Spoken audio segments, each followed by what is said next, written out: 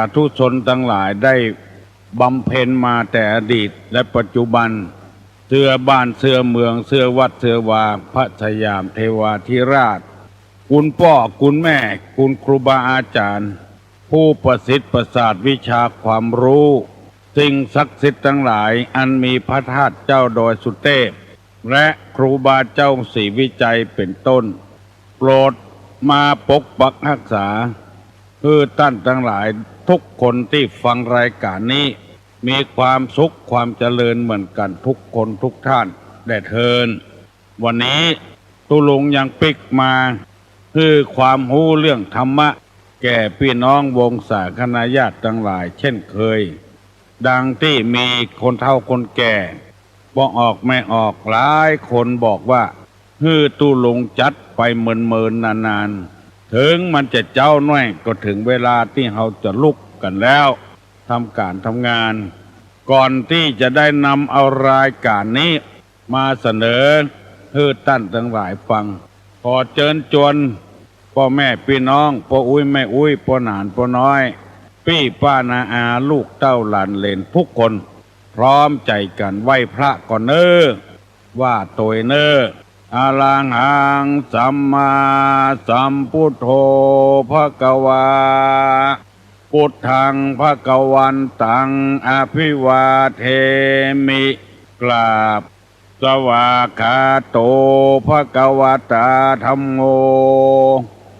ธัมมังนัมมัสสามิกราบสุปฏิปันโนภควโตสาวกสังโฆสังฆังนะมามิกราบอันธรรมยังพุทธัสสะภะคะวะโตบุพาภะคณะมะกะลังกะโลมะเสนะโมตัสสะภะคะวะโตอะระหะโตสัมมาสัมพุทธัสสะนะโมตัสสะภะคะวะโตอะระหะโตสัมมาสัมพุทธัสสะนะโมตัสสะภะคะวะโตอะระหะโตสัมมาสัมพุทธัสสะพุทธังสรณังกัจฉามิธัมมังสรณังกัจฉามิสังฆังสรณังกัจฉามิตุติยัมปิพุทธังสรณังกัจฉามิตุติยัมปิธัมมังสรณังกัจฉามิตุติยัมปิสังฆังสรณังกัจฉามิตติยัมปิพุทธังสรณังกัจฉามิตติยัมปิธัมมังสรณังกัจฉามิตติยัมปิสังฆังสรณังกัจฉามิอิติปิโสภะคะวาอะระหังสัมมาสัมพุทโธวิชชาจรณะสัมปันโนสุขโตโลกวิทูอนุตตโลปุริสาธรรมสารถิสัทธาเทวะมนุษย์สานังพุทโธภควาติสวากขาโตภควตาธัมโมสันติทิโกอากาลิโกเอหิปัสสิโกโอปนะยิโกปัจจัตตังเวทิตโพวินโยหิติสุปฏิปันโนภควโตสาวกสังโฆอุจุปฏิปันโนภควโตสาวกสังโฆญาญาปฏิปันโนภควโตสาวกสังโฆสามิจิปฏิปันโนภควโตสาวกสังโฆญาติตังจัตตาลิปุริสายุคานิอัฏฐาปุริสาปุคลาเอสะภควโตสาวกสังโฆอาหุไนโยปาหุไนโยทักขิไนโย อัญชลีกะละนิโยอนุตตะลังปุญญเขตังโลกัสสาติกราบหนึ่งกราบสองกราบสามสบายใจแล้วบ่แถมน้อยหนึ่งทำตึงวันเนอะโดยตุลุงตึงวันแถมน้อยหนึ่งก็ว่าคนเดียวได้แล้วสำหรับคนที่ยังไม่ได้นะสำหรับคนที่ได้แล้วก็บ่มีปัญหาหยังก็ว่ากัดตัวกันไปเพราะว่าเขาถือว่าเป็นสิ่งศักดิ์สิทธิ์ที่เขาเคารพนับพระพุทธเจ้าเป็นบุคคลธรรมดาเนี่ยมีพ่อมีแม่ยังบ่พอมีเมียมีลูกตัวทำซ้ำเป็นผู้หนีออกจากกามคุณทั้งหลายแล้วไปปฏิบัติธรรมบวชสร้างบารมีเรียกว่าเนกขัมมะบารมีในการบวชจะบวชเป็นทุเจ้าบวชเป็นเนนบวชเป็นชีถือศีลแปดเป็นพระฤาษีจีไพรก็ชื่อว่าปฏิบัติเนกขัมมะบารมีไม่ใช่ว่าเอาเวลาไปเสียเอาเวลาไปทรงปฏิบัติเนกขัมมะบารมีคนที่บอกเข้าใจว่าบวชแล้วเอาผ้าเอาเสียเวลาอย่างไรก็ตามเด้อมันก็เป็นของไผของมันเศรษฐีมหาเศรษฐีคนทุกคนเนี่ยเปิ้นบ่ใจว่าเอาฮื้อสำหรับเศรษฐีเอาฮื้อคนเป็นหัวหน้าคนฮื้อหมดถึงคนทุกคนเนี่ย อันนี้คือธรรมชาติเวลานี่สุดแล้วแต่ไผจะตักตวงเอาได้นักน้อยต่อใดนั้นวันหนึ่งได้ทำประโยชน์ในอย่างพ้องทั้งส่วนรวมและทั้งส่วนตัวเปิ้นบ่ฮื้อไผคนใดคนหนึ่งฮื้อกุคนธรรมะในทางพระพุทธศาสนาที่พระองค์แสวงหามานี่ก็เช่นเดียวกันบ่อาศัยบ่มีพรรคบ่มีพวกบ่มีหมู่บ่มีคณะฮื้อกุคนสำหรับคนที่ปฏิบัติบ่จำกัดบ่มีพรรคบ่มีพวกบ่ว่าภัยเหล่านั้นจะเป็นคนใดคนทุกข์คนยากคนร่ำคนรวย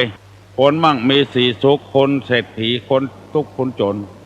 หัวหน้าคนลูกน้องคนฮื้อเท่าเดียวกันหมดธรรมะก็เช่นนั้นคนใดปฏิบัติก็ได้ดีก็ปฏิบัติก็ได้ดีกรณีที่บางคนเข้าใจเกี่ยวกับว่าทานก็ทานแต่ทานว่าไปพระธาตุพระบาทพระธรรมที่ไหนเปิ้นไปก็ไปโดยเปิ้นยังเป็นพญาติอยู่ อันนั้นเป็นการเข้าใจผิดมันอยู่ด้วยกันมาได้เรื่องโรคภัยไข้เจ็บโรคภัยไข้เจ็บกับบุญนี่บ่ได้บ่ใช่อันเดียวกัน เพราะว่าโรคภัยไข้เจ็บนั้นเกี่ยวกับอากาศมันร้อนเกินไปมันหนาวเกินไปเคยทำเมื่อคนป่วยคนตกลงมาเป็นวัดเป็นอานเนี่ยไม่ใช่บุญไม่ใช่บาปสองความร้อนความหนาวสามอาหารที่เรากินเข้าไปนักลำไปน้อยลำไปกินอาหารที่บ่เป็นประโยชน์กินของแสลงเข้าไปสูบบุหรี่อีกาดื่มเหล้านี่เป็นประจำเนี่ยอันเนี้ยทำให้เกิดโรคภัยไข้เจ็บไปได้เกี่ยวกับบุญกุศลนอกจากนั้นอุบัติเหตุจนปอกดกแข้งกกขาหูหนวกตาบอดมาได้เกี่ยวกับบุญกุศลพี่น้องที่กำลังเจ็บกำลังป่วยอยู่จะไปยู้ฮือบุญฮือบาปเนอะอันใดเป็นอันนั้นเป็นเรื่องของทางร่างกายไปเจอเรื่องของบุญของบาปบุญก็คือคนคุณงามความดีนะที่เปิ้นเคารพนับถือสักการะบูชานะไปที่ไหนเปิ้นต้อนรับเปิ้นฮักเปิ้นแปลงนะคือตัวบุญมีลูกก็เป็นคนดีมีเมียมีผัวก็เป็นคนดีมีพี่น้องวงศาคณะญาติก็เป็นคนดีเมื่อตะวานี่ตู้ลุงเอากรรมที่ว่าแม่หญิงคนใดถ้าเป็นอย่างอี้คือเว้นเห็นเนอก็ใจนี่บอกให้อยู่ตัวพอไม่ออกไม่ยิงได้ยินเขาใส่โทรศัพท์มาตั้งหน้าไม้หลังไม้บอกว่าตุลงว่าคือก็มียิงอย่างเดียวเอาประจายลงพองเด้อ เกิดปัญหาเกิดขึ้นแล้วทั้งที่ลุงบอกตู้ลุงบอกเขาแล้วว่าบอกว่าเฮือไผ่เนอว่าไปตามน้ำทำไปตามตัวเนี่ยตามทำมันออกมาที่ได้ศึกษาเราเรียนมาที่ได้ไปหูไปหันไปอ่านหนังสือไปปะเขาใส่นำมาเสนอไปได้ว่าเฮือไผ่คนใดคนหนึ่งนำมาเสนอจะเนี้ยเพื่อปรับปรุงแก้ไขนิสัยของตัวเอง แล้วมีแม่ออกหลายคนบอกว่าคือพ่อจ่ายฟองเด้ออีแถมะก่อนไหนละบ่ฮือบัวจำน้ำที่เขาว่ารักพี่เสียดายน้องเอาถึงพ่อจ่ายไม่ยิงตำนานของพ่อจ่ายก็มีฟังเด้อใครมีปากกามีกระดาษจดไว้เหี่ยพ่อจ่ายนี่มีอยู่10อย่างพ่อจ่าย1พ่อจ่าย2พ่อจ้า3พ่อท่ากินกับเมีย4พ่อตาเพียอุภิ5พ่อจ่ายทะลิเอี่ยวกาด6พ่อจ่ายน้ำหยาดค่อนก้น7พ่อจ่ายน้ำต้นปักน้ำต้นคอกุด8พ่อจ่ายสุดขี้เหือด9พ่อจ่ายเดือดเหมือนผี10พ่อจ่ายหนีแสนเตื้ออันนี้เป็นนิสัยพ่อจ่ายที่บดีและเอกละอ่อนลูกหลานเหลนของตุลุงผู้คนที่ฟังตุลุงถ้าใครได้ผัวนะจะไปนับได้นับเอาปะเลอะพ่อจ่ายไปทางใดก็คล้องใส่พ่อจ่าย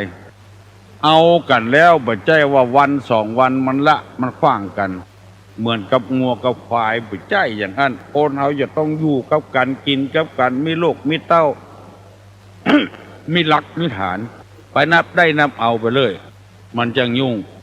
มีแม่ออกหลายคนโทรศัพท์มาหาตุลุงว่ามันเป็นจะได้ไม่ยิง3 ผัวพ่อจ่าย3 บทแค่เตื้อไปได้ผัวที่มันบ่ดีเนี่ยมันจำเป็นต้องละก็บ่ได้อยู่ด้วยกันมันทุกอกทุกใจมาเดียวนี้ละ2 ผัวไปเอาผัวที่3ดีขึ้นมาแล้วเพิ่นเอาอกเอาใจอันนี้เขาขอยอมอ่ะเพราะว่ามันบ่ดีกินเหล้ามาบุบมาตีลูกเมียด่าสะปะสะปื้นดูแคว้นเมียไผ่บ่ได้รับได้นอนสักคนอันนี้ก็จำเป็นได้ละก็จ่าย3 โบสถ์กันเดียวกันไปบวชอยู่วัดนี้โอ้ได้ความตุหลวงบ่มีปฏิปทาไอ้หยังจะให้ลูกศิษย์ลูกหาสักอย่างจำเป็นต้องสีก็เนี่ยบ่มีปฏิปทาอย่างไว้ให้ลูกศิษย์ปฏิบัติสักน้อยเอาก็หันแก่ได้หันแก่ตัวเก็บเอาครอบเอาครัวเหตุตนแล้วคนอื่นบ่ดูแลบ่ใจใส่มันก็อยู่ตัวบ่ได้อะจำเป็นต้องสิกบวชแถมไปปะใส่เอาทำแล้วเหลือเก่าก่อนเนี่ยกินเหล้าเหี้ยเล่นหวยกำปึกเนี่ยบ่มีไอ้หยังสักอย่างอยู่วัดอยู่ว่าบ่เฟี้ยวบ่พัดบ่มีปฏิปทาอย่างให้ลูกซื้อเรื่องหาซื้อก็จำเป็นต้องสิกอ่ะถ้าไปบวชทำวัดหนึ่งดี ผู้เจ้าบ่เอาใจใส่ลูกศิษย์ลูกหาอันนี้ก็อยู่ในดุลพินิจพิจารณาของไผของมันตุลุงบอกว่าคือไผแต่ว่าตามไม้ตามแบบที่เปิ้นบอกมาอย่างนั้นปอดจ่ายปอดจ้าปอดทากินกับเมียปอดตาเพียอุภิปอดทะลิเอี่ยวกาดปอดน้ำหยาดค่อนก้นปอก้นน้ำต้นพอกุดปอสูดขี้เหือดปอเดือดเหมือนผีปอหนีแสนเตื้อจะได้ขอเมตตาเวลากับท่านผู้ฟังทั้งหลายอธิบายเรื่อง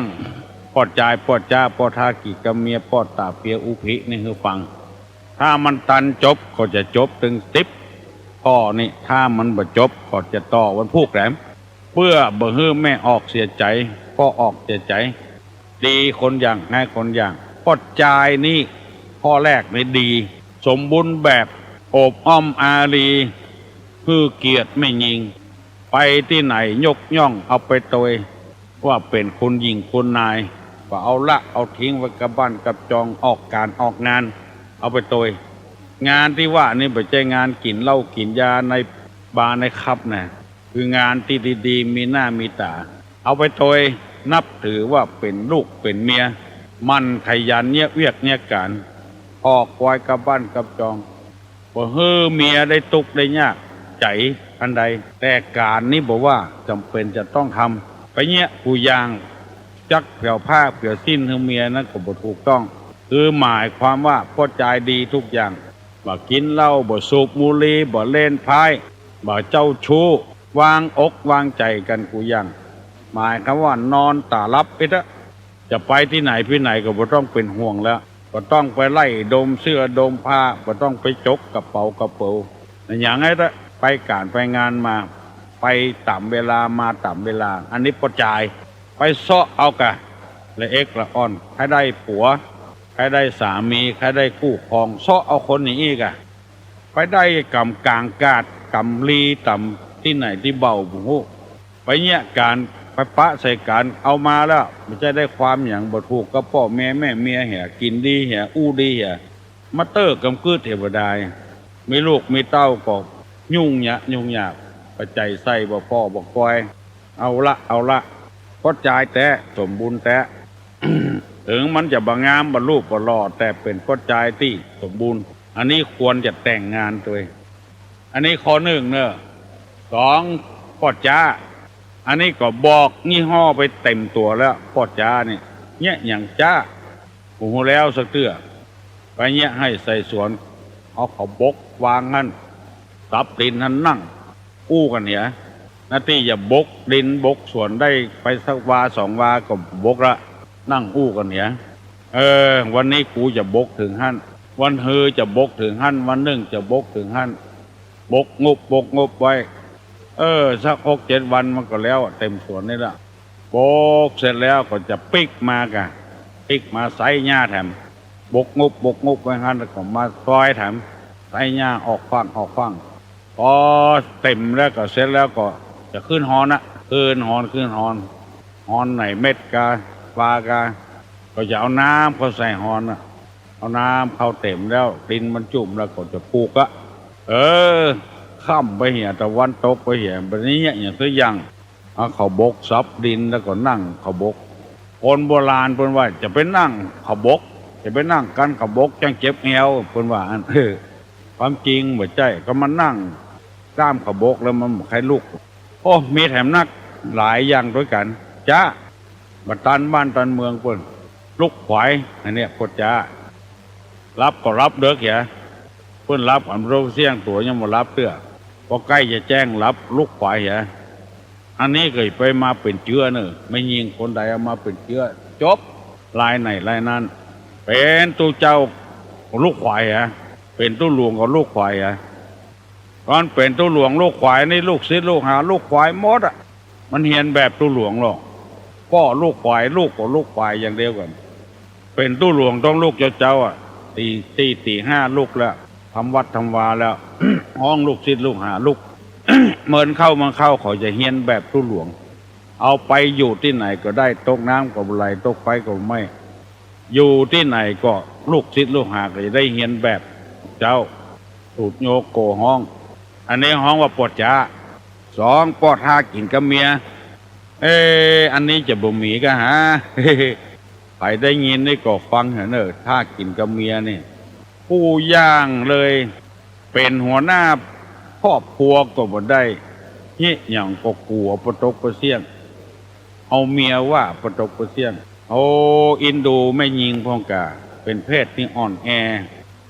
จะเอาเป็นหัวหน้าบ้านหัวหน้าจองก็บ่ได้สักอย่างบักกล้าบักเก่งสักอย่างจำไปอย่างที่ไหนก็บักกล้าบักเก่งเอาเมียว่าประตกประเสี่ยงอย่างก็จะไปมาเป็นเชื้อเนอะลูกหลานของผู้ลุงผู้คนเนี่ยเสียเวลาพ่อตาเพียอุพิอันนี้จุเมียโกหกเมียอุพินี่ก็อุตลิอู้เก่งตาเพียอุพิที่ว่าตาเพียนั่นไม่ใช่ตาเพียแต่เพิ่นเอากรรมที่มันคล้องจองกันถ้ากินกับเมียแล้วก็ตาเพียอุพิตะละเอียนะเอามาเข้ากันความจริงไม่ใช่ตาเพียเพิ่นจะเอามาเข้ากับอุพิก็อุตลิจุได้จุเอาว่าได้ว่าเอาสะปะสะปืนจุลูกจุเมียตาเพียอุพิอุตลิบ่ฮู้ก็อวดฮู้บ่ลวกก็อวดลวกเหลือเมียอะไรเนี่ยบ่ถูกต้องเมียดีนี่มีลายหนึ่งมันเนี่ยอย่างก็บ่เป็นมันก็ว่ามันเป็นนั่นนะตาเพียอุพิใส่เมียยังบ่พออุพิใส่คนอื่นแถมคนใดเป็นคนเก่งก็ขุนเปิ้นจะฮื้อเอางูออกน้ำบ่องูเห่าตกน้ำบ่อฮื้อไผ่เอาก็มาเอาสักคนฮื้อบาติอุพิเนี่ยไปเอามานั่งเงากกงกเมียมาถามสู่นั่งเงาอย่างเปิ้นจะจำข้าไปเอางูเห่าในน้ำบ่อนะเนี่ยอีใดนี่เมียก็ไปยากอย่างข้าจะทำเพื่อเอาเมฆถึงมันเทียนชุกปัก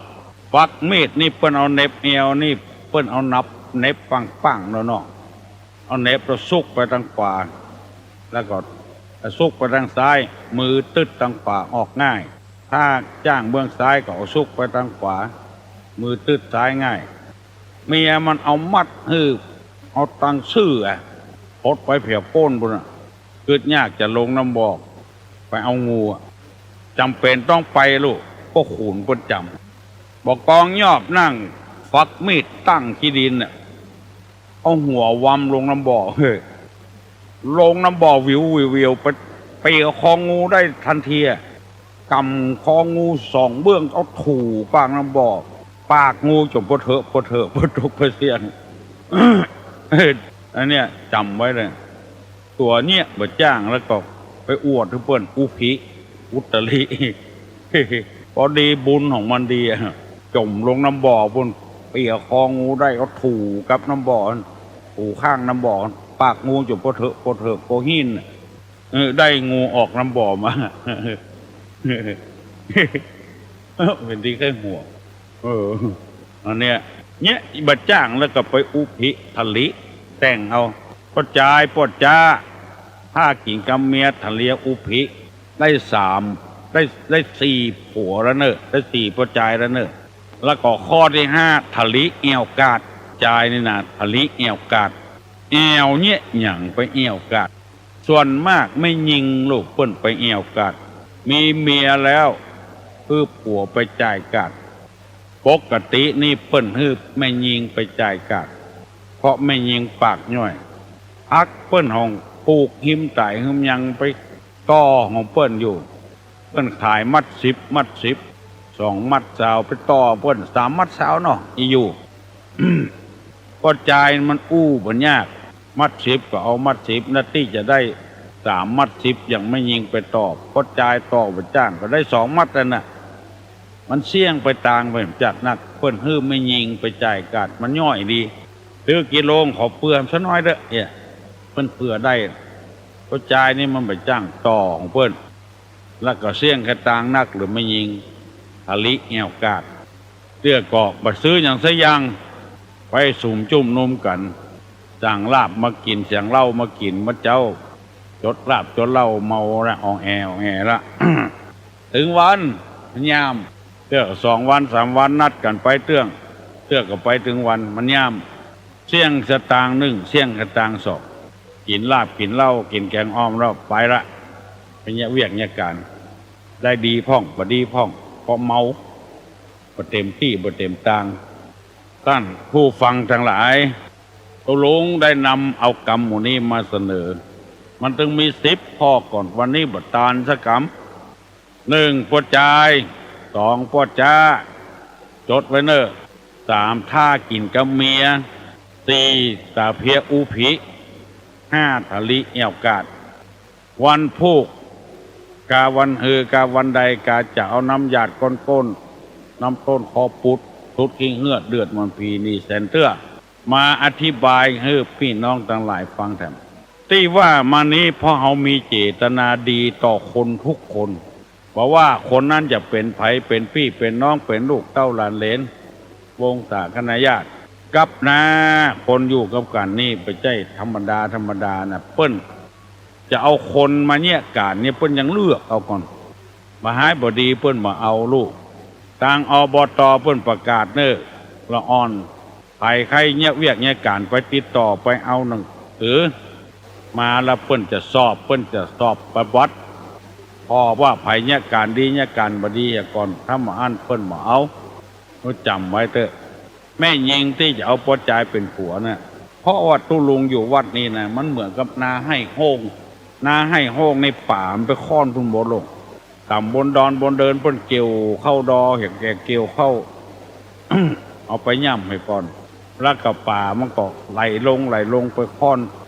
นาให้โฮงคุณคำว่านาให้โฮงนี่ก็คือนาที่มันต่ำหรือเปิ้นป่าไปค้อนผูไปค้อนทั้งหมดที่ว่ามานี่คือหมายความว่า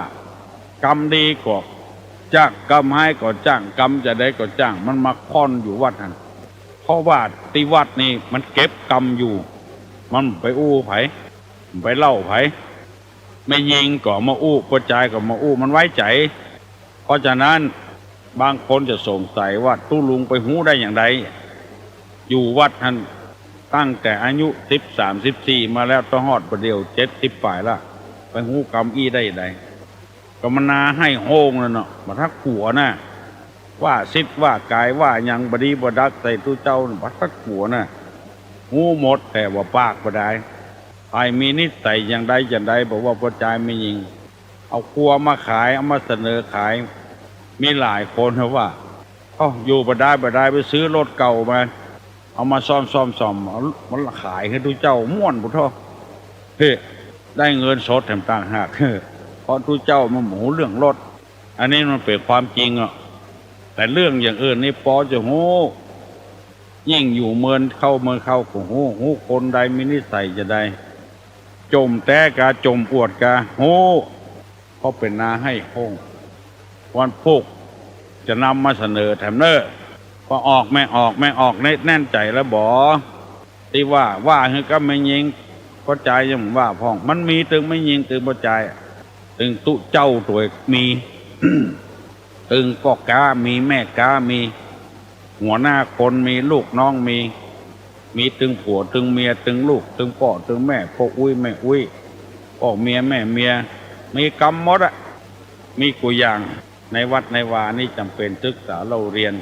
พอหูเข้านักเข้าก็เลยอยู่วัดเท่าเนี่ยที่คานไปยุ่งทางนอกทางฝ่าเมื่อหูมาแล้วเอาละไว้ก็เสียสาระเสียประโยชน์ก็เลยเอามาเผยแพร่พี่น้องทั้งหลายได้ฟังกระจายคนใดได้เมียที่เขาว่าตะวานั่นคือจัดกับเลือกเอาไปได้นับเอาไม่ยิงคนใดได้ผัวที่ตุลุงว่านี่ก็เลือกเอาเพื่อเขาจะเดินทางให้มันบอกคุกคักเดินทางไปด้วยความเรียบเคียงเอาขี่รถหนทางคุกคักนี่เขายังบ่ม่วนเจ็บก้นพ่องยังพ่องรถกระแทกพ่อง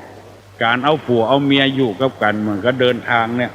ถ้าพอใจคนใดไปปะใส่เมียชอบทะเลาะวิวาทชอบพูดจาหยาบหยามเห็นแก่ได้จนออกหน้าชอบกินจุกกินจิกชอบกินคนผัวชอบอยู่บ้านคนอื่นอันนี้คนนักแกพอใจคนใดได้อย่างอี้และไม่ยิงคนใดเป็นอย่างอี้ก็ให้ปรับปรุงแก้ไขไง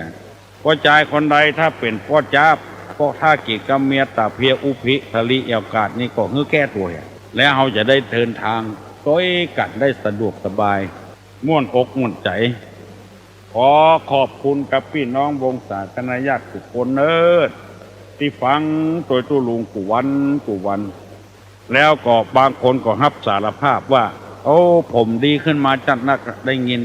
ตู้ลุงเอาธรรมะมาประกาศมาสั่งมาสอน เพื่อจะได้ปรับปรุงแก้ไขตัวเองอันเนี้ยเพื่อนว่าระบบฉบับหักหญ้าระบบหักหญ้าขึ้นไปหาต้นมันต้องแก้ไขที่พื้นมันก่อนคนใดได้ฟังแล้วนำไปปฏิบัติก่อนยินดีตัวพ่อครอบครัวจะได้มีความสุขบานหวั่นใจและอยู่เจริญรุ่งเรืองร้องกองเข้าในงานไทยจะจบวันนี้แล้วถึงวันที่26แล้วแล้วก็ที่อื่นที่ไก่แถมไปค่ายเอาลูกเอาเต้าบวชก็ได้ที่วัดตอนแก้วคือไปถามเปิ้นบวชวันใดอบรมวันใดเปิ้นฮับบวชละเปิ้นจะเอาเพียว100 ป่ายผู้ก่อนโดยเฉพาะอย่างยิ่งในตำบลดอนแก้วเนี่ยที่ว่าละอ่อนบดีเนี่ยจุซวยเขาไปบวชทุกเจ้าจะได้อบรมสั่งสอนทุกเจ้าก็ให้สอนตึกพ่อแม่บอกเอาไปตุลุงตั้งโรงเรียนพุทธศาสนาวันอาทิตย์ได้30 กว่าปีมาแล้วเปิดกูปีพ่อแม่บ่ส่งลูกต้องเรียนบ่สนับสนุนเสื้อเขามาเรียนให้มาก็มาบอกให้มาก็มาพ่อแม่บ่ได้ช่วยได้เหลืออันนี้ไปว่าจะได้ละอ่อนบอกเขาวัดเขาว่ามันเป็นตาไผขึ้นใจพอเถอะตู้ลุงมีตู้เจ้าจบปริญญา6-7 ตนก่อนในวัดนี่พร้อมตลอดเวลาที่จะสอนศีลกรรมธรรมกรรมฐานนี่ละอ่อนแต่มันพ้นบ่สนับสนุนเมื่อเข้าก็เลยหุยหายตู้ตายไปเหตุก็มีละอ่อนมันบ่มาประเดี๋ยวนี้ใครจะถามมาอย่างตู้ลุงก็ถามตู้ลุงจะตอบว่าพอใจ10 อย่างจะถามว่าพอใจ10 อย่าง ที่ว่ามานี้ไผ่จำได้พ่องลองตอบตุลุงมาลอง ไผ่ตอบได้พ่องลองตอบตุลุงมาลอง121 058ฮัลโหลเจ้าพระจ่าเจ้าตุ๊กเจ้ามาแล้วส่งมาหาตุ๊ก3-4 วันละอันเป็นยังอ่ะมันบ่สบายสบายเนาะปันห่อมปันหายถ้าเมื่อคืนมันดีนะเจ้ามันแรงก็ดีแล้วมันเจ้ามาอากาศเย็นมันเจ้ามาอากาศเย็นโลตอบตุลุงเหรอใน5 ข้อที่ตุลุงเป็นฝ่ายเนี่ย1ป้าจ่าย2ป้าจ๋า3ถ้ากินกับพี่ตาเพียอุปิเนี่ยแต่ข้อเนี่ยน้องไข้หัวติเพียที่ไปจับงูที่ในบ่อกำลังฉีดยาอยู่อันนี้ปัจจุบันยาชนหกปากเลยค่ะเมียมันล็อกแต่มาเอาปักมีดตั้งน่ะลองยอบนั่งปักมีดตั้งขี้ดินวัมลงน้ำบ่อวะน่ะเปียคองูได้อยู่เปียคองูถูกับปากน้ำบ่อปากเถื่อก็เมียมันเป็นใจแล้วก็ยังทำทะลิยังทะลิแล้วก็ได้5 ข้อเนาะ5 ข้อคำ5 ข้ออยู่นะลำหยาดคอนก้นน้ำต้นคอปุดสุดขี้เหือดเลือดเมืองกีนีเซนเตอร์อันนี้นี่ปังพุกเนี่ยปังพุกได้ฟังต่อนะเจ้าม่วนดีจ้ะม่วนดีเหมือนกันเจ้าโชคดีนะเจ้าแล้วไผ่ทำ5 ข้อทั้งปลายไผ่ได้ไผ่ได้ตอบตุลุงมาเนอะ121 058เก่งเนอะฮัลโหลอ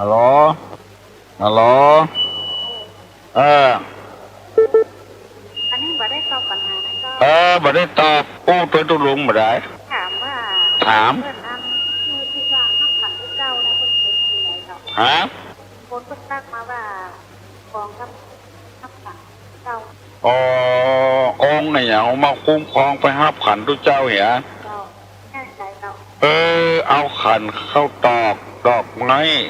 ทูบกับเทียนไปขอศีล 5 ศีล 8เอาอย่าถือศีล 5ก็ได้ศีล 8ก็ได้ไปขอขันกับทุกเจ้าอีนะเจ้าสิบ่ใจพระประธานกระดอก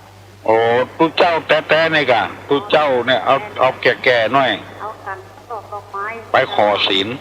และรักษาศีลจนแน่นแฟ้นเนอะแม้แต่มดแต่แมงก็บ่ฆ่าของเปิ้นนี่ไม่ใช่ของตัวก็บ่ฮื้อรักบ่เล่นจู้ไผบ่จุบ่ไล่ไผเปิ้นว่าอย่างอี้นะน้องฮัลโหลได้ยินก็เปิ้นว่าถ้าเปิ้นว่ามาเข้าเฮาแล้วเฮาบ่มีศีลมีธรรมมันบ่ศักดิ์สิทธิ์ถือศีลให้แน่นแฟ้นมันศักดิ์สิทธิ์ถ้าอย่างอันแล้วก็ยาคนก็ได้อย่างคนก็ได้ตามที่ตุลุงเคยเรียนมานะที่หูมานะ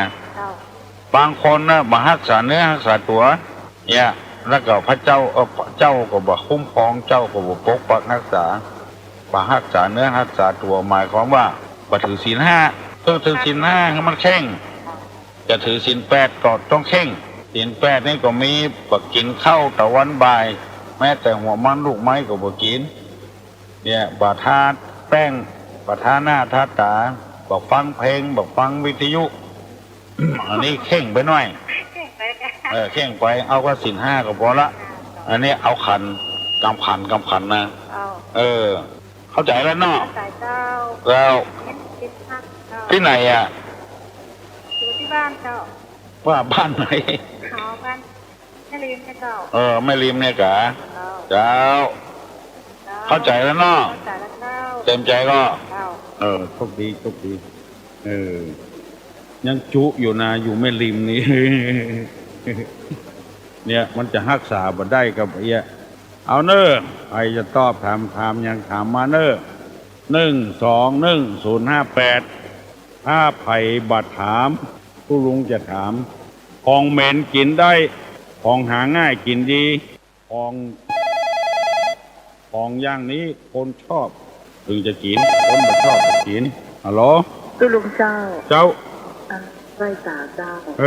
ตอบข้อหกข้อเจ็ดเจ้าอ๋อข้อ6ข้อ7ครับแป ข้ ด อ ข้ ห อก น้ำยาทอนต้นข้อเจ็ดน้ำต้นคอฟูดข้อแปดนี่อะไรอย่างฮะสุดสุดอะไรอย่าง ข้อแปดข้อเก้านี่เจ้าบ่ได้อย่าเจ้าได้เอาจนได้น้ำต้นคอฟูดสุดขี้บ่ได้อย่าเจ้าสุดขี้เหือดอ๋อสุดขี้เหือดหูจักเหือดหรอเจ้าเออเหือดที่ไตต่ำสลีที่นอนนั่นน่ะสุดขี้เหือดนั่นมันบ่ชักสุดขี้เหือดข้อเก้าเดือดเจ้าดูบ่ได้อย่าเจ้าเดือดเหมือนผีอีกแล้วเจ้าแล้วก็นีแฟนเตื้อเจ้าน่ะเจ้ามีแฟนเราตัวลุงหน่อยคือข้อนี่มาข้อหนึ่งนี่ยังแฟนนั่นนะเจ้าปัจจัยนี่นะดีคนเดียวก็ดีก็ปัจจัยนะข้อหนึ่งเนี่ยนะเจ้าถ้าปลาข้อหนึ่งนี่ก็ดีนะเจ้าปัจจัยนี่ดีหมดอ่ะเจ้าปัจจัยนี่บดีแฮมเก้าข้อนี่บดีนะเจ้าโอ้ข้อนี่พอก่อนถ้าได้ข้อหนึ่งนี่ยังแฟนได้นะเจ้าแม่ก็พอข้อหนึ่งเนี่ยเจ้าสุภาพบุรุษเอเจนเนาะเจ้าปัจจัยปัจจัยเต็มตัวถ้าปลาเก้าข้อทั้งลูกนี่ไปได้ความนะเจ้าเว้นไก่ๆนะเจ้าเจ้านมัสการขอบคุณตุลุงจันนักเจ้าโชคดีนะเอาเฮ้ยนับใบเถอะจดไว้เถอะมันแบบมีแล้วนะมันจะบ่มีไผว่าแล้วนะแล้วก็มันมีอยู่ในหนังสือปุ้นมันมามีไผเอามาฮัลโหลนมัสการตุลุงพี่น้องคือเป็นวัดเป็นมหาดีแกเป็นมหาบดีนะเพิ่นว่าเมื่อวันดิ้งแล้วเมื่อเจ้านี่ว่าได้อากาศเย็นเพิ่นกำลังฟังอันบอกเพิ่นไปแทนเจ้าก่อนในวีนวันเกิดอันกันแล้วก็ไปใส่บาตรวันเกิดเปิ้งอย่างก็ใส่หมดเลยเนี่ยแล้วเอาของแหวนอย่างเป็นเนื้อหมดแป้วก็ดีผลไม้ก็ดีไปเย็นไว้ที่ชาตัวเปิ้งไปทาตัวเปิ้งเจ้าเปิ้งยำหมูจ้ะเปิ้งยำหมูเจ้าไปแทนค่าตัวเปิ้งของเจ้าแล้วแทนให้เจ้าก่อนในวีนวันเกิดของเฮาเจ้าแล้วมันจะได้ปันหายแผ่เมตตาแผ่เมตตาเจ้ากรรมในเวรพ่อเพราะว่ามันมาเบียดนะเจ้าเอาของหวานเนาะเจ้าเป็นน้ำมะพร้าวกับผลไม้ก็ได้มันมาเบียดน่ะไปไหว้ธาตุตัวเปิ้งเนี่ยเจ้าเปิ้งเขาเกิดมาเปิ้งหรอแม่นเนาะเปิ้งมันได้กินได้อย่างกะเพราได้กระไปใส่สตางเนี่ย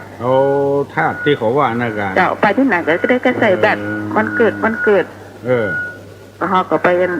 นี่เปิ้งห้องจุธาตุไหนเนาะเจ้ามันมาเบียดนะเจ้าแห้งจริงแกงพระธาตุพระสิงห์พระธาตุพระสุเทพเนาะมันได้นี้เสียงเจ้าจะดีกันเนี่ยเป็นวัดเหมือนกันอ่ะดีขึ้นแล้วแกเจ้าไปตานวันนั้นแล้วหรอวันเต็งอ่ะไปตานแล้วเหรอเจ้าธาตุไหนอ่ะไปธาตุไหนเอาไปจุธาตุไหนไปไหว้ธาตุไหนไปแก้อันธาตุอันวัดที่แบบที่มันมีแบบเน้นเกินน้อยอ่ะอันกะที่วัดประจำวัดเขาก็มีอ่ะใส่พระประจำวันก็ได้กะเจ้าติดจันการพุทธพระศุกร์เสาร์นะถ้าเปิดวันใดเขาใส่นอนแล้วก็ก้อยมดลึงอ่ะเกิดวันใดก็เอาใส่มดลึงก็ได้เนาะเจ้ามันมี8กันเนาะมี8วันละหูเนาะ8ถึงละหูอ่ะเจ้าละหูเนี่ยสำคัญเนี่ยเนี่ยมันไม่คือ7 วัน 8 วันเนี่ยมันเนี่ยม้วนเป็นวันเนี่ยเนาะจ้ะว่าเอ็นแต่เพิ่งได้กับว่าสีจำตองนี่กับเจ้าว่าสีจำตองเนี่ยอันอย่างวัดจำตองหลวงเนี่ยอันอย่างอันนั้นพระธาตุวัดอย่างหมูเจ้าเพิ่งงัวกะมันต้องมีงานหมดหรอมีงานทุกอย่างมาเดี๋ยวนี้ก็กำลังทำมันนี้อยู่เจ้าเกิดปีใจเพิ่งหูจุกระทบเจ้าจุธาตุเจ้าจอมตองเกิดปีเป้านั้นบอกเจ้าทั้งสองงูเขาตองจุลำปางใต้ไปเนี่ยเจ้าเพิ่นจะมีลูกข้าวเพิ่นน่ะเจ้ามีทางใต้ว่าลำปางว่าเจ้าไปไหว้แล้วจะลุงเกิดปีงัวนี่จุลำปางบุญเจ้าไปไหว้แล้วเจ้าลุงเจ้าวันนี้น้องสนามบินอย่างดักตุ้งไหว้นะให้ทำงานนะบอกว่านะถ้าอย่าปันตันจะกล้ามันเจ้าเลยลูกถ้าน้องสนามบินได้ยินขอโทรมาหาพี่ตัวเนออันกะพี่จ๋าบ้านหางดงเจ้าหางดงเนาะมันประมากเนาะเจ้าพี่ไปเอาหนังสือมาให้วันนี้อีได้ไปแจกอันไป ไปรถเหมาจะเปิ่นไปตังเวียงว่าไปปวดแท้บนเน้นนะเจ้าดีเจ้าแต่คืนนี้ก็ปล่อยปวดไซโมนน่ะอันกะเจ้าบอกว่าตะลุงมาคืนแต่แวประกองหูไม่เจ้าตะลุงบอกว่าไม่เจ้าอ่ะโอ้แต่คืนนี้ม้วนอันกะสองทำมาดเหรอถามตอบที่มาออกกระแหนแกดตุอันท่านมหาไพศาลน่ะโอ้วันนั้นเป็นเฮียกของพระคุณของแม่เฮียกปวดรอเจ้าดีละโอ้ยิ่งอกยิ่งใจทีเดียวเพื่อนแน่ตะลุงเจ้านมัสการเจ้าบุญรักษาเนอจ้าสนามบินโทรไปหาเปิ้นเนอเปิ้นผู้หาฮัลโหลไปสาเจ้าตะลุงเจ้าขอบคุณพี่อำพรตั้งแต่พี่อำพรเนาะเจ้าอันความจริงน้องกันจะตานตลอดนะเรื่องกรรมในเวรนี่นะตานทำน้องก็ตานเนาะการกระทานน้องก็ทำมาตลอดแล้วก็ครั้งปีนี้น้องยังไม่ได้ไปไหว้ที่วัดพระสิงห์เตือเนาะจุท่าพระสิงห์กะไปไหว้เหรอกะไปครั้งเพิ่นว่าเอาเป้าบัดลังเนี่ยไปไหว้เหรอหมดกับหมดเว้นเนี่ยมันก็เป็นเมื่อนักแก11 วันนี้แหละนานหายเพิ่นเป็นห่วงเจ้าหมดกับหมดเว้นเนี่ยเพิ่นว่าเจ้าเสียเนาะเจ้าขอบคุณไปเหี่ยไปไหว้พระธาตุพระสิงห์เนี่ยเอาของหวานผลไม้ไปไหว้เหี่ยหมดกับหมดเว้นเหี่ยของเหม็นกินได้ฮัลโหลสวัสดีครับสวัสดีคุณลุงสบายดีแล้วเนาะครับผมสบายดีนะครับผมเสียงดีก็ถึงตุลุงดีก็ดีครับดีแล้วงานแล้วก็กำลังหาคนนี้ครับอันงานครับวันนี้วันสุดท้ายกันครับพุทธาเขาอุครับออกวัดไหนแล้วก็เข้าครับไปเจอวันที่20 ถึงวันที่26เดี๋ยวมันใช่กันครับผมกำลังห่างอยู่กันครับวันนี้เริ่มกันครับผมถึงวันที่ยังน่ะครับถึงวันที่ยังถึงวันพุธครับถึงวันพุธครับวันพุธกันยังครับอีเจมี่อยู่นี่อะไรเจมี่เจมี่ก็คือนะดีโมนเนาะครับผมมันเหมือนมีโปรยหลงมันก็โมนให้เตือนกันเนาะครับลูกนี่ก็ไปโมนจะปีใหม่ทำโชคดีเนอะครับโชคดีเนอะสวัสดีไผ่ตอบได้ตอบมาเนอะของเหม็นกินได้ของหาง่ายกินดีสวัสดีเจ้าสวัสดีครับได้ตอบเจ้าได้ตอบจะถามเจ้าถามว่าใหญ่จะถามว่าดาบยังไม่มีเจ้าดาบยังไม่ยิงชอบเจ้าดาบยังไม่ยิงชอบเจ้าประธานตุ๊กอุ้ยเจ้าประธานตุ๊กอุ้ยเนาะเจ้าไปถามคนอื่นปุ้นเจ้าน้องเพลงกะเจ้าบัดตอบแต่จะถามว่าดาบยังไม่ยิงชอบไปตอบได้ตอบมาเนอะดาบยังไม่ยิงชอบของทุลุงเลยว่าของเหม็นกินได้ของหาง่ายกินดีของอย่างนี้คนชอบถึงจะกินคนบ่ชอบก็บ่กินอย่างดาบยังไม่ยิงชอบฮัลโหลคนนมัสการเจ้าน้องป๊อบขอตอบคำถามตุลุงเจ้าตอบว่าใบตาเสือมันก็เจ้าเมื่อยตาเสือมันก็เจ้าของเหม็นกินได้ของหาง่ายกินดีของอย่างนี้คนชอบถึงจะกินคนบ่ชอบบ่กินหน่วยใบตาเสือมันก็เจ้าเนาะเพิ่นตอบทำยังนะโอเคมันใบตาเสือก็กินได้เหมือนกันได้เหม็นก็กินได้เนาะเจ้าหาง่ายกว่าหาง่ายกินดีของอย่างนี้คนชอบกินได้คนบ่ชอบกินบ่ได้ถูกต้องเนอะน้องป๊อบเนอะยินดีเนอะแล้วก็ของน้องพิมพ์เหรอไปตอบได้พ่องดาบยังไม่ยิงชอบดาบยังไม่ยิงชอบไปตอบได้ตอบมาเนอะฮัลโหลไว้แสเจ้าสุพ่อเจ้าอันขอบคุณพี่อมพรให้เจ้าที่ถามหาพี่อมพรที่ถามหาฟังตั้งแต่เจ้าว่าจะไม่ตีซีละสนามช่วงนี้บอกใครแหละลึงก็ได้อันไงวันก่อนไปฉีดยา ฉีดไม่ได้เกินเข็มหมอเปลี่ยนเข็มใหม่ โอ้ ตกอกตกใจเนาะ ตกใจโตใจโมเลย อันฉีดที่แรกกับประจายเข็มมันยาวไปเลยเนาะ ฉีดไปได้เกินเข็มสั้นแล้วเปลี่ยนเข็มก็จะสะดุ้งเลยเฮ้ยการได้ยินนี่ก็ น่ากะมาแกละค่อยม่วนเจ็บแผลอยู่อ่ะอันปัญหาน้องตะกี้วันว่าได้ดาบด้วยกันจ้ะดาบหยังไม่ยิงชอบดาวสกรรมในดาบตำรวจมาใจกันเพราะว่านะน้องเจ้าท่านอย่างใดมาดาบตำรวจอีกเจ้าท่านอย่างใดกระทบก่อนแล้วเจ้าแล้วก็ว่ากันเนาะเจ้ากับน้ำมัสการวันษาเจ้ายินดีกับไม่เปียพรเนอะเนาะก็ถามหายก็ยังห่วงหายอยู่เนาะบ้านประมากกว่าปูนะกัลยาณมิตรที่ดีเนาะกัลยาณมิตรยินดีห่วงหายเจ้ารักษาเจ้าโชคดีน้องพิมพ์ว่าถูกก็หมดถูกหูดาบตำรวจว่ะไม่ยิงชอบฮัลโหลสวัสดีเจ้าบัดใจตัวเจ้าบัดใจตัวน้องเจ้าเอาถ้าคนอื่นตอบแล้วเนาะเจ้ารอทำสกรรมเนาะเจ้าเวลาอย่างเกือบ7 โมงแล้วฮะก็อู้กำลังม่วนแต่เนาะนกกระปูดตาแดงน้ำแห้งก็ตายอะไรอย่างนกกระปูดตาแดงน้ำแห้งก็ตายอะไรอย่างไปได้ตอบมาเนอะฮัลโหลเจ้าวิสาเจ้าตุลุงเจ้ากรมเนี่ยเจ้ากรมตะเกียงนั่นกัดโกมันบ้านนอกบ้านหาเป็นว่ากรมหรอน่าก็เนาะก็อยู่ก็อุ้ยแต่ก่อนเดี๋ยวมีละเคยหันเดี๋ยวตุลุงเคยหันตะเกียงเดี๋ยวต้องถามปัญหาต่ออยู่เนาะมาถามปัญหาต่อว่าขนาดสบายนะขอล่าเริงสักวันกับแฟนเนาะก็ต้องเหงาถามว่าจ้างเนี่ยไปอยากไปจังหวัดไหนเจ้าจ้างไม่อยากไปจังหวัดไหนเจ้า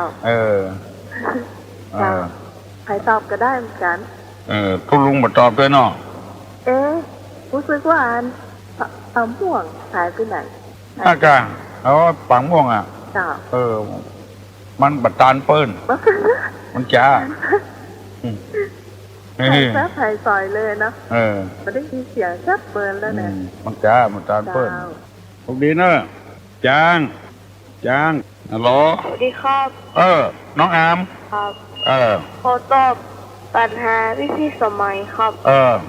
เพราะว่าจ้างว่าอยากไปจังหวัดพังงาครับกลัวงาฮักเนาะครับงาพังเนาะครับ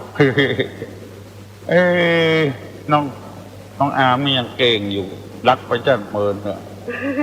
ฟังตุลุงทุกวันนะครับครับ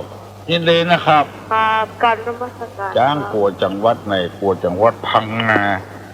เอาท่าไม่เอาท่าแต่งามมันจะพังในดาบในดาบมันยังไม่ยิงชอบดาบตำรวจยังบ่ถูกเก้อฮัลโหลน้องอาร์มนี่เก่งสุดเลยนะ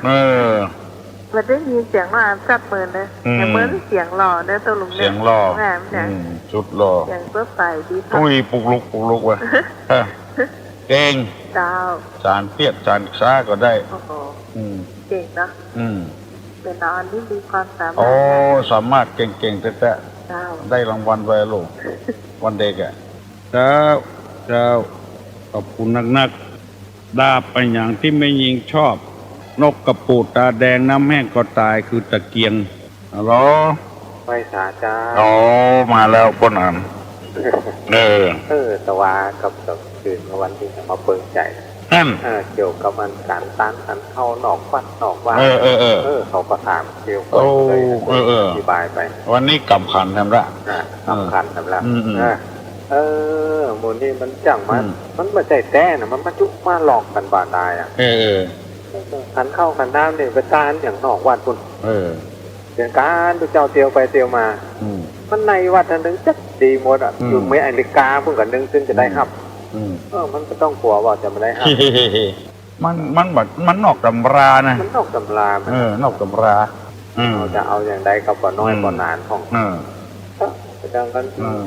ดวงหวานที่เจ้าเขาก็ได้นะก็เจอกัน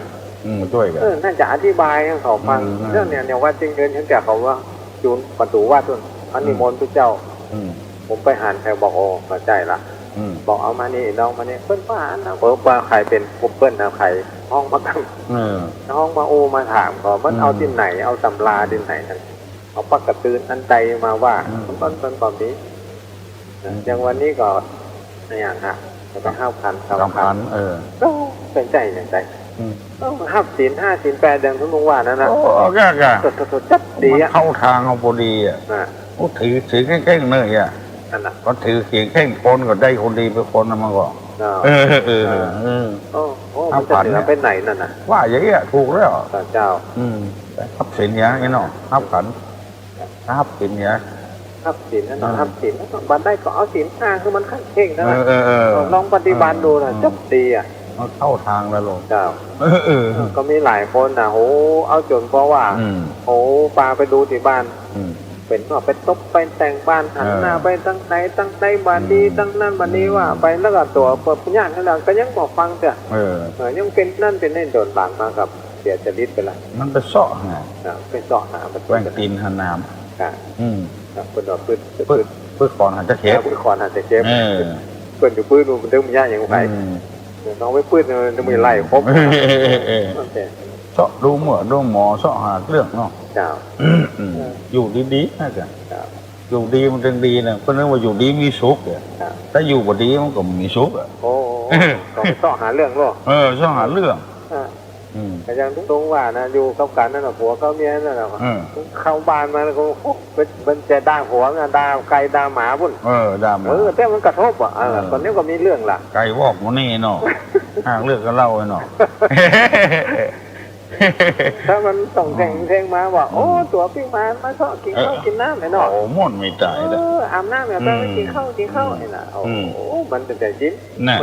เปิ้นแห่โคตาเขาวัดทางนี้ฮับเนาะแห่กองไปฮับมันม่วนเลยเนาะเอาขันเขาไปเกณฑ์ดูเจ้าเขาวัดมามันม่วนไม่ตายนะอันนี้ของตาไก่ลวดเสียโคนเว้ยมันไม่จะได้เลยปากมี5 ปากก็ปืนถึง5 ปากนั่นแหละนอกบนหน้านอกไก่กินเหล้าปะไก่กินเหล้าตอนรับมันดีกะโอ้พ่อมันมาแล้วเมากะไอ้เนาะไปถอดผ้าถอดครัวมันเนี่ยน้ำมันเจ็บหน้าเจ็บตามันเนี่ยมันจะอยู่บ้านได้เป็น3-4 วันบนนั้นโอ้อย่างเอาอย่างใดเอาน้ำอุ่นน้ำเย็นเจ็บหน้าเจ็บตามันเนี่ยไปนอนไปพ่อมันเนี่ยเนาะยกฝนตกมาสู่มันเนี่ยมันจะเป็นใจมันต้องกระตุ้นจันไดบอกก็เพื่อนทั้งเงี้ยคือพ่อหรอกโคตานเขาวัดเพื่อนถึงไปฮับโคตานโมนี่มันประจ้างว่ามันประจ้างโอ้มันจ้างโอ้นะมันมีไฟสอนนะมันไปเอากรรมที่ไหนบ่ฮู้อันที่เปิดมาแนะนำไปทางที่บดีบัดใจมาแม่นบ่แม่นอ่ะไปทางนั้นตั้งบดีบัดดักก็อย่างคุณลุงเนี่ยเปิดโรงเรียนไปคือแล้วเนี่ยจริงๆมันนั่นละอ่อนเขากับใครมาถ้าพ่อแม่เขานับสนุนเนี่ยน้องเอาไปส่งเอากระตังค์อย่าง5 บาท10 บาทแต่มันจะได้อย่างได้อย่างของมันอยู่กับตู้เจ้ามันจะตั้งรางวัดซื้อขนมไว้เด้อพ่อหนานเด้อซื้อน้ำแข็งไว้ซื้อน้ำแดงน้ำขาวไว้เกี่ยวไว้เฮ้นะโอ้เลี้ยงจัดเตี้ยเขาได้กินได้ว่าจัดเตี้ยซื้อขนมมาเฮ้มามันไปมาอย่างไรเล่าตอนมันรู้มาตอนจากใครได้อย่างจังหวัดใจลูกไปมันไปอย่างมันไปแล้วไปละ